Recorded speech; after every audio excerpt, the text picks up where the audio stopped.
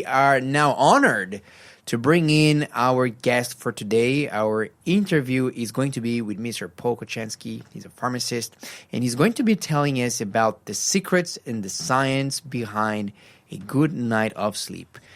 Mr. Paul, good morning to you. It's wonderful to have you with us again on The Breakfast Show. Thank you, Scaffy. Thank you, Lindsay. Good morning, listener. Good morning. Paul, tell us a little bit about the importance of good sleep and what are people doing it wrong and how can we do it better? Look, I don't want to mention what people are doing wrong, but a good night's sleep has so many benefits for overall health, for reducing inflammation, for feeling better, better mood, so many benefits of a good night's sleep.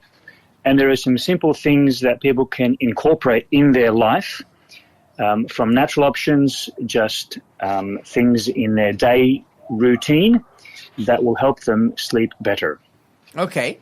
Well, so what are some of the things that they can do, particularly in terms of natural? So are we talking about supplements that people can take? Do they help, or should we avoid them and try to just sleep without them?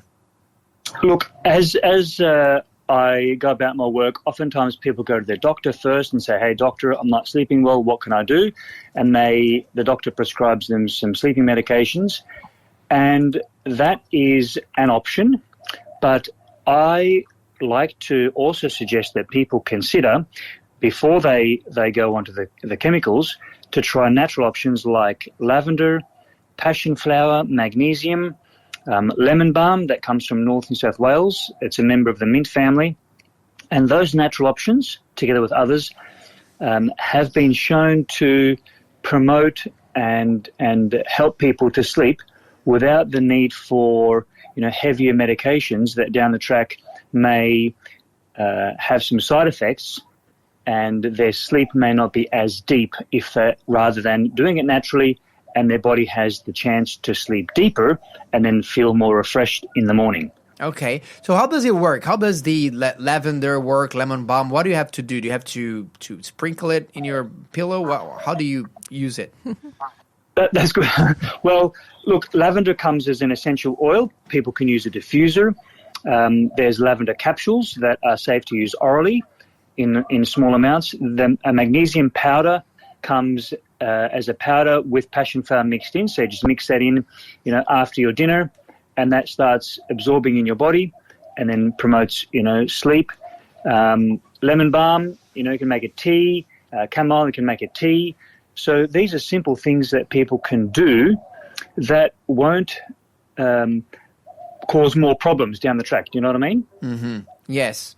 And I actually have a big curiosity here because I know that in many countries, if you go to the United States, for example, you can go to any pharmacy and you can buy over-the-counter melatonin supplements. But yes. These are kind of banned here in Australia. I think that they have to be prescribed by a GP. What's the story about melatonin?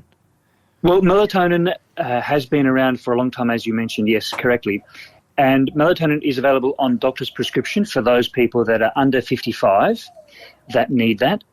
But people that are over 55, generally in Australia, can speak to a pharmacist, and the pharmacist can discuss that with them and see if it's appropriate, and it can be purchased. And also for those people that are travelling internationally, can get a small packet of melatonin.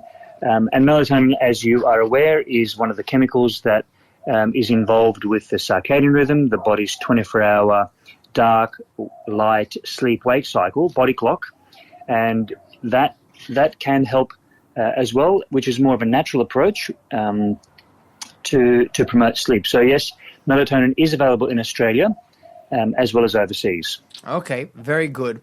And Paul, I also want to ask you about screen time, because I believe that many Australians reported that one of the last thing that they do before going to bed is have that good doom scroll on social media. And I'm wondering, does that help you to kind of wind down your brain a little bit and produce some good sleep, or is there some risks associated with that practice? That's a very good question, Scaffy. I'm not an expert in this field. However, what I discovered from Nedley Health, he's a well-renowned researcher in America, that says, look, the danger of screen time just before bed, it doesn't help people. It interferes with their blue light in their eyes. It has, just the constant, screen and constant images flashing up has different wave patterns in the brain, how the brain actually, goes into different cycles. And I'm not an expert in that, but the recommendation that I've read and that I try to do is an hour or two, at least an hour, two maybe better.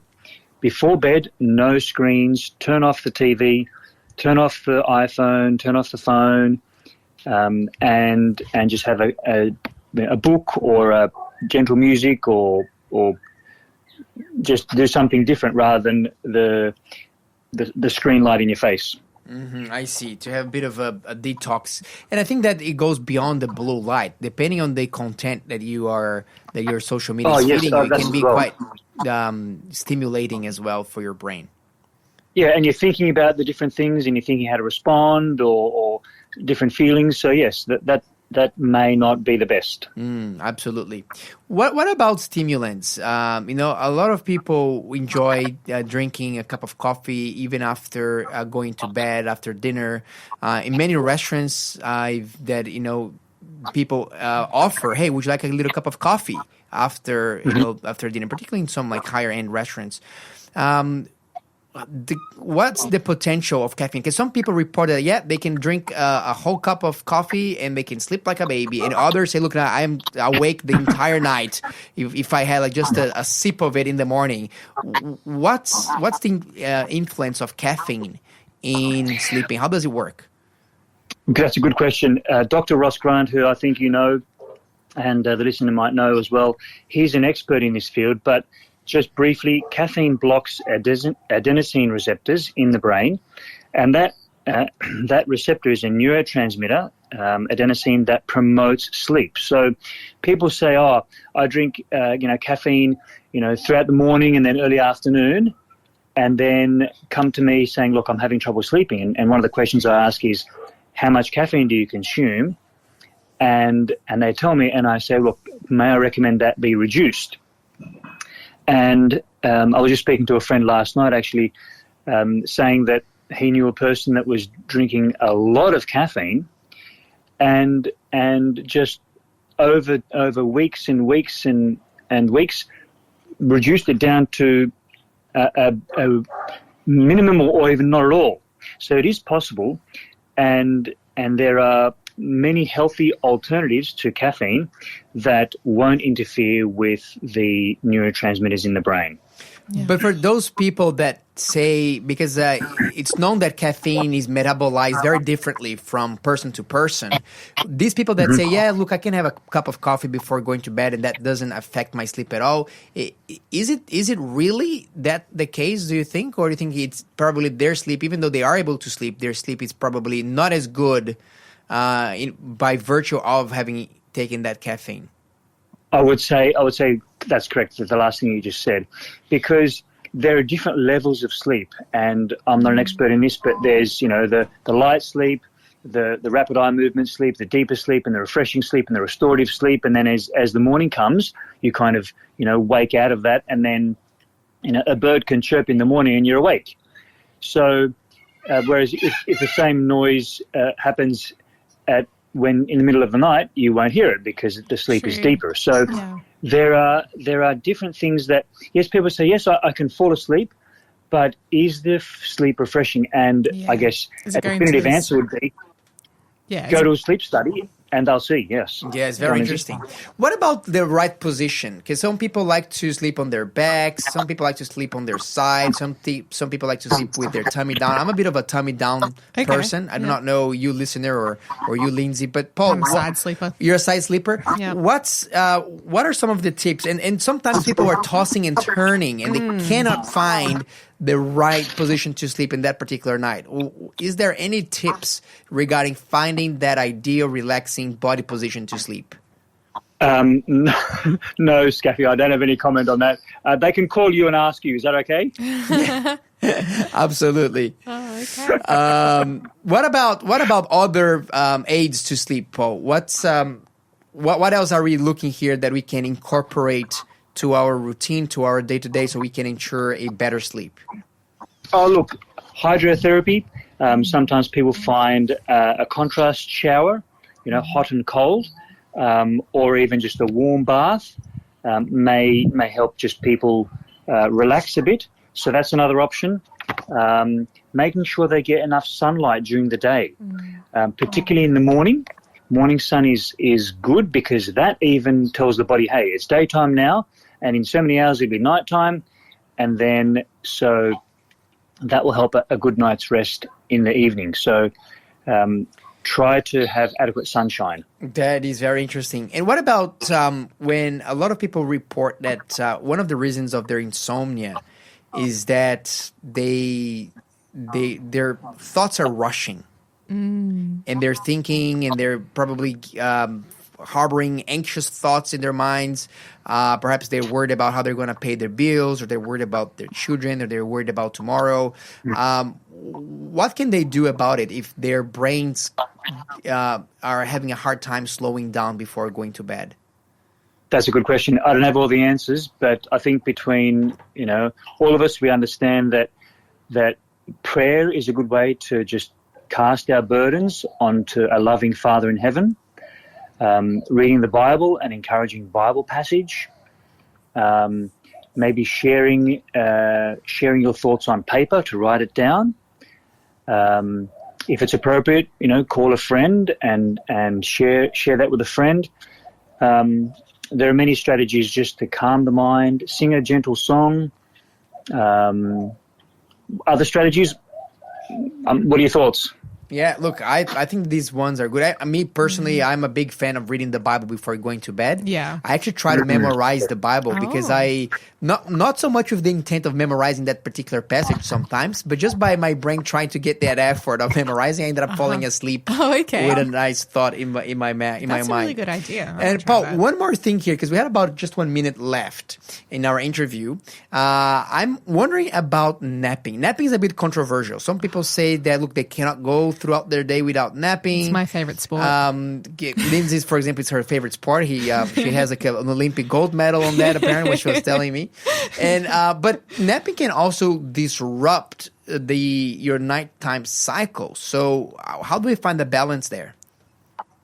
Look, if you nap during the day, then you're kind of not getting tired towards the end of the day, and Nedley recommends that if you do need to nap, do it before noon and no more than 15 minutes.